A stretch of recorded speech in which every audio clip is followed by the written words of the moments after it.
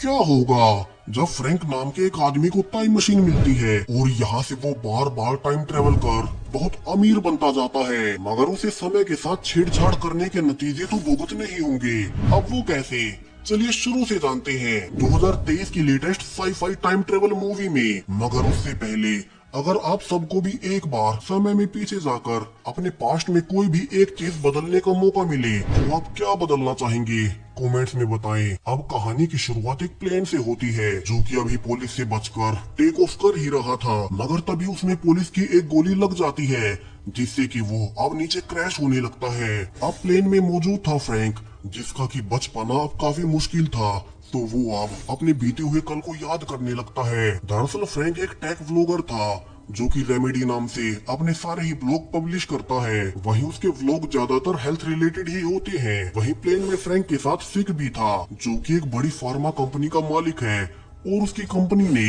एक ऐसी highly controversial medicine बनाई थी जो कि काफी एडिक्टिव थी और जिसके इस्तेमाल से हजारों लोग मारे गए थे। मगर दोनों ही अब इस क्रैश होते हुए प्लेन में आए कैसे। कहानी यहाँ से 3 महीने पहले से शुरू होती है जब फ्रैंक भागकर अपने ऑफिस जा रहा था। दरअसल उसके ऑफिस में आज मशहूर टेक जायंट एंटोन का इंटरव्यू था। वही एंटोन इस समय का सबसे बड़ा आविष्कारक है जिसका कि फ्रैंक काफी बड़ा फैन रहा था। अब वैसे तो फ्रैंक एंटोन जैसे मशहूर सेलिब्रिटी का इंटरव्यू नहीं कर सकता, तो उसने इसके लिए ऑडिटोरियम में ही सिक्योरिटी गार्ड की जॉब ले ली। मगर वो इस काम में बिल्कुल भी अच्छा नहीं था, जिस कारण उसे अपने बॉस से डांट भी पड़ती है। मगर यहाँ उसकी एक कोवर्कर जेला सिचुएशन संभाल लेती है और यहीं से दोनों में दोस्ती भी शुरू होती है। जिसके बाद फाइनली फ्रैंक ने उससे डिनर डेट के लिए भी पूछ लिया था और जेला इसके लिए हाँ कह देती है। अब यहाँ से प्लान के मुताबिक फ्रैंक बाथरूम में छिपे हुए अपने एक दोस्त एंडी से मिलता है जिसके पास एंटोन की प्रेजेंटेशन का पास था। सो फ्रैंक वहाँ से कपड़े बदल अब सक्सेसफुली एंटोन के बैक स्टेज तक पहुँच जाता है, जहाँ वो पाता है कि अब एंटोन वहाँ अपने एक असिस्टेंट इनग्राम के साथ आ चुका था। अब फ्रैंक उसे देख काफी नर्वस हो उठता है। जहाँ उसे ऐसे देख एंटोन उससे पूछने लगता है कि वो कौन है और उसे इतनी अजीब तरह से क्यों देख रहा है। वहीं फ्रैंक पाता है कि एंटोन के हाथ पर एक अजीब सी रिंग है। वहीं उसकी असिस्टेंट इनग्राम काफी ही अजीब सी है, मगर यहाँ वो सच बता देता है कि चूंकि वो एंटोन का बड़ा फैन रहा था तो इसीलिए वो उसे देख थोड़ा नर्वस हो गया। जिसके बाद एंटोन उसे प्रेजेंटेशन एंजॉय करने का कहकर अंदर चला जाता है, जहाँ से स्टेज पर एंटोन का सैकड़ों वैज्ञानिक इंतजार कर रहे थे।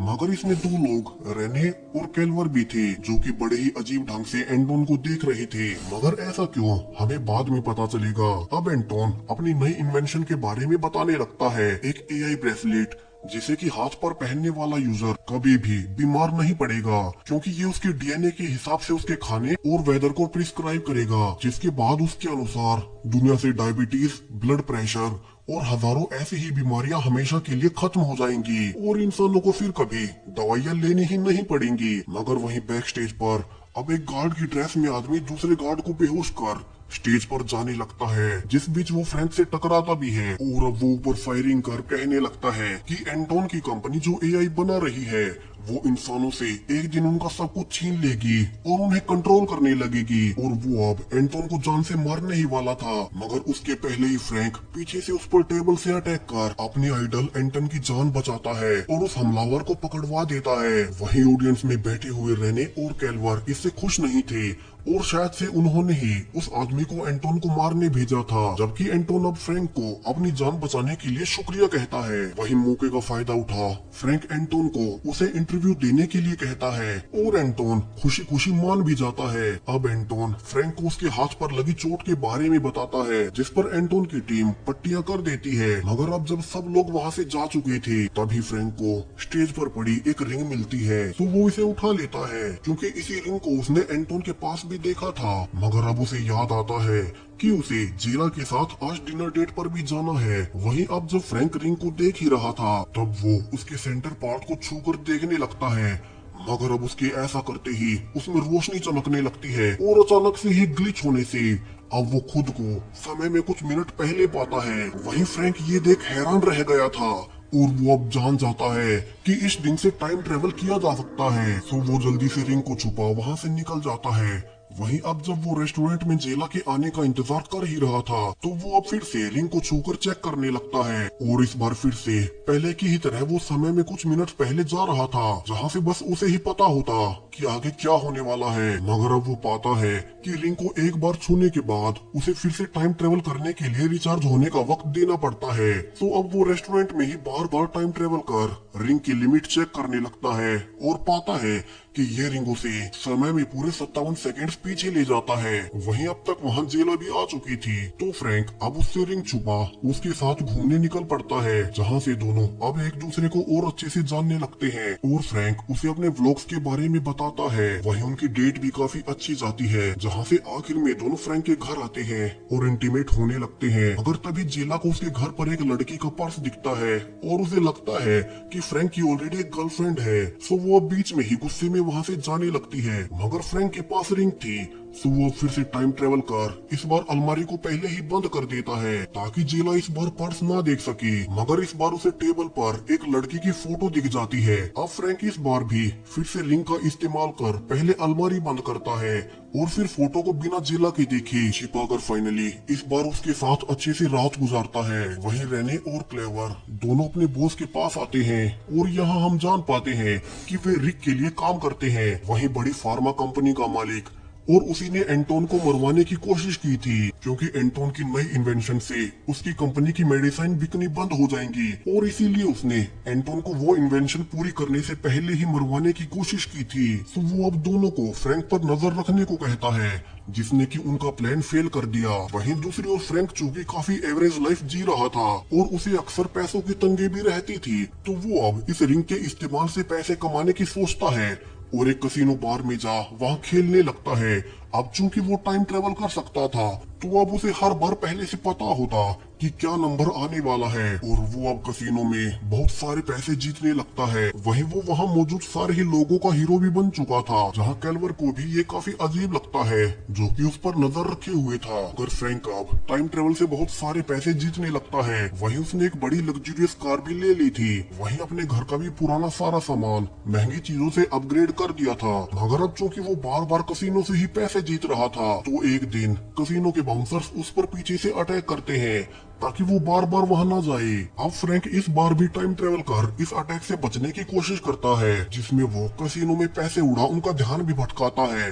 मगर कसिनो के गार्ड्स उसे इस बार भी पार्किंग में पकड़कर मारने लगते हैं और कहते हैं कि वो आज के बाद से उनके कसिनो में ना आए। अब तभी कैल्वर वहां आ फ्रैंक को उनसे बचा लेता है और उसे बातों बातों में पूछने लगता है कि वो ये सब कैसे कर पा रहा है और हर बार बिना हारे इतने सारे पैसे कैसे जीत लेता है। हालांकि फ्रैंक उसकी बातों में नहीं आता और बहाना बनाता है कि वो तो बस लकी है। सो फ्रैंक का राज जानने के लिए वो उसे अपने बॉस रिक का इंटरव्यू लेने को कहता है। मगर फ्रैंक इसके लिए मना कर देता है और कहता है कि उसे पहले से पता है कि सिक की फार्मा कंपनी की मेडिसिन से हजारों लोग मर रहे हैं। वहीं वे रिश्वत देकर हर बार बच जाते हैं। मगर कैल्वर उसे फिर भी अपना कार्ड देकर कॉल करने को कहता है। वहीं अब फ्रैंक अगले कुछ दिनों में जेला के साथ एंजॉय करने लगता है। वहीं जेला भी अचानक से फ्रैंक के पास इतने सारे पैसों को देख हैरान थी। मगर फ्रैंक उसे रिंग और टाइम ट्रेवल के बारे में कुछ नहीं बताता। अब एक दिन जेला को फ्रैंक के लैपटॉप पर एक लड़की का फोटो मिलता है और फ्रैंक उसे बताता है कि ये उसकी जुड़वा बहन थी। मगर 4 साल पहले जब उसका एक्सीडेंट हुआ तब उसे सिक की कंपनी की दवा दी गई। मगर उसे उसकी एडिक्शन हो गई और बाद में ज्यादा मात्रा में वे दवाई लेने से वो मारी गई। जिसके बाद फ्रैंक ने अपने व्लॉग में बहुत बार उसी फार्मा कंपनी के बारे में सच भी लिखा। मगर उस कंपनी ने पैसों के दम पर सारी खबरें दबा दी और इसीलिए उसने कैल्वर के कहने पर भी सिक कंपनी के मालिक का इंटरव्यू लेने से मना कर दिया था, जहाँ जेला अब फ्रैंक को संभालती है। वहीं अब दोनों जैसे ही बाहर घूमने जा रहे थे कि फ्रैंक के पास एंटोन का फोन आता है और वो कहता है कि उसके पास आज इंटरव्यू देने का वक्त है। वहीं उसकी सेक्रेटरी इनग्रिम वहां उसे लेने भी आ चुकी थी। सो फ्रैंक अब सारे ही प्लान कैंसिल कर जल्दी से एंटोन के घर पहुंचता है, जहां से एंटोन अब इंटरव्यू में उसे बताने लगता है कि कैसे उसके नए बैंड्स इंसानों को बीमारियों के साथ साथ एक्सीडेंट से भी बचा पाएंगे और इसके लिए एंटोन ने एक स्पेशल क्वांटम पार्टिकल की खोज की है। और अब आखिर में वो फ्रैंक को हमेशा सही का साथ देने का कहकर इंटरव्यू खत्म करता है। जिसके बाद अब शाम को फ्रैंक एंटोन की बातों को मान फैसला करता है कि क्यों न वो सिक के इंटरव्यू के लिए हाँ कहकर उसके गुनाहों की सजा उसे दिलवाई। और अब अगले ही दिन वो कैल्वर के दिए कार्ड से सिक से जाकर मिलता है, जहाँ से वो अपनी बहन की मौत का कहकर पहले सिक को पंच करता है, मगर वो तभी टाइम रिवाइंड कर सब कुछ सही कर देता है, क्योंकि उसे तो सिक को सजा दिलवानी थी। जहाँ से सिक अब फ्रैंक को कहने लगता है कि कैसे उसने फ्रैंक की कसीनो में काबिलियत के बारे में पता चला, तो अगर वो एक गेम में उसे भी हरा देता है तो वो फ्रैंक को हर आर्टिकल के लिए करोड़ों रुपए देगा, जिनमें कि वो उसकी फार्मा कंपनी की तारीफ करेगा। और यहाँ से भी फ्रैंक अब अपने रिंग की मदद से उसे इस गेम में भी हरा देता है। वहीं सिक हैरान था, क्योंकि उसने ये गेम खुद के जीतने के लिए ही डिजाइन किया था, मगर इसमें भी फ्रैंक ने उसे हरा दिया।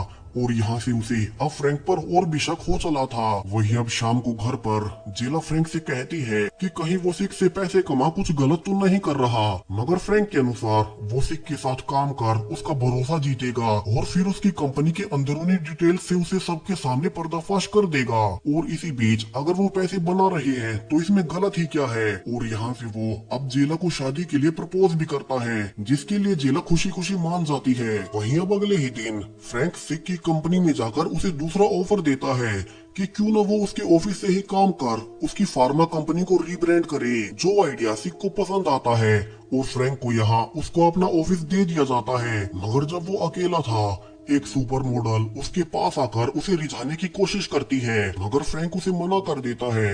वहीं सिक उसे सीसीटीवी से देख रहा था, जो कि उसका राज जानना चाहता था, और इसीलिए वो फ्रैंक को ब्लैकमेल करने की कोशिश कर रहा था। तो अब वो रेने और कैल्वर को नया प्लान बनाने को कहता है, जिससे कि वे फ्रैंक की ट्रिक्स को पकड़ पाए। वहीं अब गुजरते वक्त के साथ फ्रैंक ने टाइम ट्रेवल से बनाए पैसों से एक आलीशान घर भी ले लिया था। वहीं अब सिक उन दोनों को एक मायामी ट्रिप पर ले जाता है, जहाँ कसीनो में पहुँच फिर से फ्रैंक अपनी रिंग से वहाँ भी पैसे जीतने लगता है। मगर यहाँ भी सिक और उसका पूरा ही स्टाफ फ्रैंक की चाल समझ नहीं पा रहे थे कि वो ये सब कैसे कर पा रहा है। वहीं रेने भी जेला से दोस्ती का नाटक कर फ्रैंक के बारे में पता लगाने लगती है, मगर यहाँ तो जेला को खुद भी उस रिंग के बारे में कुछ नहीं पता था। वहीं अब कुछ देर बाद जब फ्रैंक और जेला पार्टी में एंजॉय कर ही रहे थे तो एक आदमी आकर सिक को गोली से जान से मार देता है, मगर इसी बीच उसने जेला को भी गोली मार दी थी। तो अब ना चाहते हुए भी फ्रैंक को टाइम ट्रेवल करना पड़ता है और इस बार वो पहले ही उस अटैकर को रोक लेता है। वहीं अब घर जाकर फ्रैंक न्यूज से पाता है कि जिस आदमी ने सिक को मारने की कोशिश की थी, दरअसल उसकी पत्नी पहले सिक की फार्मा कंपनी में काम करती थी, मगर एक दिन वो ऑफिस में ही मरी हुई पाई गई, जिसकी खबर सिक ने ये कहकर दबा दी कि उसने तो खुद की ही जान ली है। तो फ्रैंक अब उस औरत की मौत का पता लगाने का फैसला करता है और अगले ही दिन ऑफिस जाकर रेने से उस औरत की फाइल मांगने लगता है। अब रेने उसे फाइल ढूंढने का बहाना बना सिक को जाकर सब कुछ बता देती है। वहीं कैल्वर भी कहता है कि उन्हें फ्रैंक को ठिकाने लगा देना चाहिए, क्योंकि जो ट्रिक उसके पास है वे अब तक जान नहीं पाए हैं। मगर सिक के पास अभी भी एक प्लान था और वो पहले फ्रैंक को झूठ बोलता है कि उस औरत की फाइल उनसे गुम हो गई, और वो वहाँ से फ्रैंक को एक बार में ले जा उसे कुछ ज्यादा ही शराब पिला देता है और फिर प्लान के मुताबिक उसे ऊपर बहुत सारी लड़कियों के बीच ले जाता है। वहीं चूंकि फ्रैंक को कुछ ज्यादा ही नशा हो चुका था तो वो अब कुछ समझ नहीं पाता और सिक वहाँ से उसे ब्लैकमेल करने के लिए उसका वीडियो बना लेता है। वहीं अब आधी रात को फ्रैंक का नशा टूटता है और वो अब जल्दी से घर आकर पाता है कि जेला अब तक उसके घर न आने से बहुत परेशान थी, क्योंकि अब तक तो फ्रैंक सिक के पैसों पर एंजॉय करने लगा है, जबकि उसे तो सिक को सजा दिलवानी थी। वहीं फ्रैंक अब गुस्से में कहने लगता है कि जिस पैसों पर जेला इतनी खुश रहती है वो सारे पैसे फ्रैंक के कमाए हुए हैं और वे भी सिक की कंपनी से ही आ रहे हैं। और यहाँ से अब दोनों में बहस बढ़ जाती है, जिस बीच नशे में होने से फ्रैंक जेला के साथ पूल में गिर जाता है और इस बार जेला की उंगली गलती से रिंग से लग गई थी, जिसके बाद दोनों फिर से टाइम ट्रेवल कर जाते हैं। मगर अब यहाँ से जेला को भी रिंग के बारे में सब कुछ पता लग जाता है। वहीं फ्रैंक भी जान पाता है कि जो भी उसके साथ रिंग को छू रहा होता है उसे भी उसके साथ साथ सब कुछ याद रहता है। तो वो अब फाइनली जेला को रिंग की सारी सच्चाई बता देता है कि कैसे इसी की मदद से वो इतना ज्यादा अमीर बना है। अब जेला ये सुन गुस्से में थी, क्योंकि फ्रैंक ने इस रिंग का उस पर भी इस्तेमाल किया था, जहाँ से वो अब घर छोड़कर चली जाती है। वहीं फ्रैंक समझ गया था कि उसे अब सिक का पर्दाफाश कर सब कुछ खत्म करना ही होगा, क्योंकि रिंग के बार बार इस्तेमाल से वो कुछ ज्यादा ही अहंकारी हो चुका है, जो कि अपनी बहन की मौत तक को भी भूल गया। तो वो अब अगले ही दिन गन पॉइंट पर रहने से ऑफिस के लॉकर का कोड पूछने लगता है, मगर रहने चिल्ला पड़ती है। तो अब फ्रैंक बार बार टाइम ट्रेवल कर उससे सेफ का कोड निकलवाने लगता है और कई बार कोशिश करने के बाद उसे फाइनली वो कोड सही मिल जाता है। तो वो अब इस बार कोड को याद कर फिर से टाइम रीसेट करता है और इस बार रेनी से कहता है कि वो आज ऑफिस में ही रहने वाला है। और जब रेनी और सिग बाहर चले जाते हैं तभी फ्रैंक उनकी सेफ से सारे ही एविडेंस निकाल लेता है, जिनमें वो पाता है कि इस कंपनी ने किस तरह से सारे ही मौतों को दबा दिया था। और वो अब अपने दोस्त एंडी से, जो कि एक न्यूज चैनल में काम करता है, उसे सारे ही एविडेंस लाइव चलाने को कहता है। मगर एंडी डर रहा था क्योंकि इससे वो फिर अपनी जॉब ही खो देगा।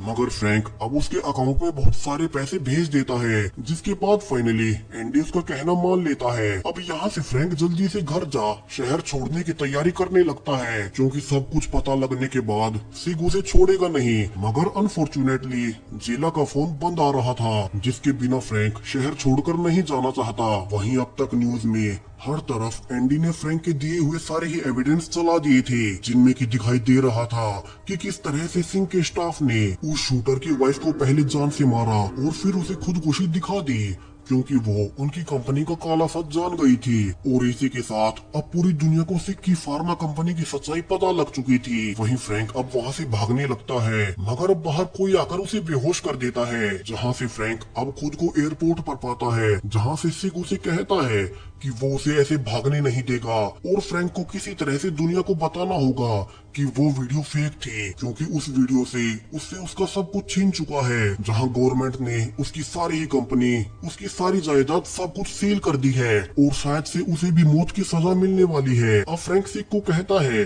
कि वो तो शुरू से यही चाहता था और इसीलिए उसने उसकी कंपनी ज्वाइन की थी। मगर तभी वो पाता है कि सिग ने जेला को भी किडनैप किया हुआ है। अब यहाँ से जेला कहती है कि वो फ्रैंक पर बहुत प्राउड है, जो उसने सिग को दुनिया के सामने बेनकाब किया। अब यहाँ से फ्रैंक जेला को बचाने के लिए उससे रिंग का इस्तेमाल करवाता है, जिससे कि जेला वहाँ से भाग जाती है और आगे ही उसे पुलिस भी मिल जाती है, जो कि सिग को अरेस्ट करने ही आई थी। वहीं सिग अब फ्रैंक को अपने साथ प्लेन में लेकर भाग रहा था और जैसे ही प्लेन टेक ऑफ करता है तभी पुलिस उस पर गोलियां चलाने लगती है, जिस बीच अब एक गोली उसके इंजन में लगने से अब वो प्लेन क्रैश होने लगता है। और यही सीन हमने कहानी के शुरू में भी देखा था। अब फ्रैंक बचने के लिए सोचने लगता है कि वो रिंग का इस्तेमाल कैसे करे, मगर अब सिग भी गलती से उस रिंग को छू लेता है और अब फिर से 57 सेकेंड्स की रिवाइंड के बाद फाइनली सिग भी जान चुका था कि फ्रैंक अब तक वो सब कैसे कर रहा था। तो वो भी अब रिंग से कई बार प्लेन के क्रैश को रोकने की कोशिश करता है, मगर 57 सेकेंड्स प्लेन को बचाने के लिए नाकाफी थी, क्योंकि उस वक्त तक वो बुलेट प्लेन के इंजन को लग ही जाती।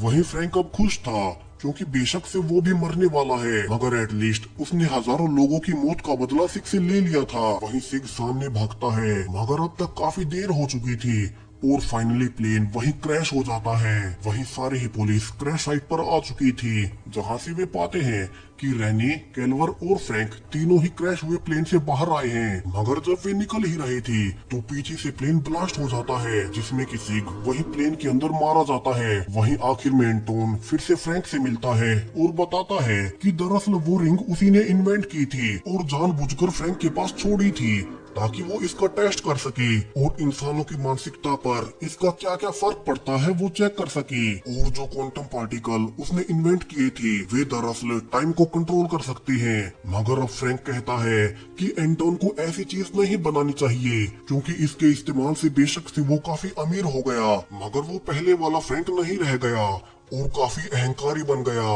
वहीं ये भी सिग की दवाइयों की तरह एडिक्टिव है, सो दोनों में फर्क ही क्या बचा। और यहाँ से वो अब एंटोन की रिंग को नष्ट कर देता है, क्योंकि जब आपको जीवन में सब कुछ पता ही है तो जीने का कोई मजा ही नहीं रह जाता। और यहाँ से वो अब जेला के साथ नेचुरल जीने के लिए निकल पड़ता है। और इसी के साथ ये कहानी यहीं खत्म हो जाती है। तो वीडियो पसंद आया हो तो इसे लाइक करें और चैनल को सब्सक्राइब करें ऐसे ही latest time travel sci fi videos के लिए। Thank you.